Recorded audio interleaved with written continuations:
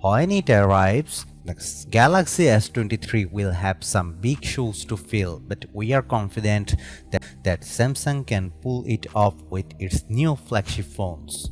Among this year's releases, the Galaxy S22 and Galaxy S22 Plus felt a lot more iterative than innovative, but the Galaxy S22 Ultra had no such problem, bringing the Galaxy Note back to life.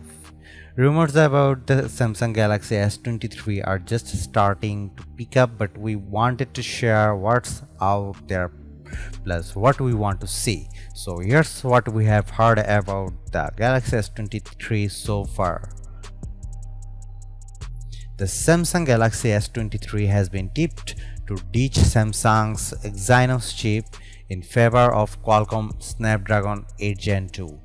A leak says that the S23 and S23 Plus will both get an upgraded 12-megapixel front camera for better selfies.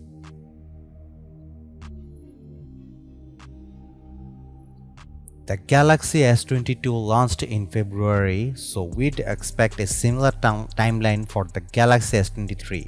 The Galaxy S21 series came out in January 2021, but Samsung had to make room for the Galaxy S21 FE, so it likely pushed back the S22's debut.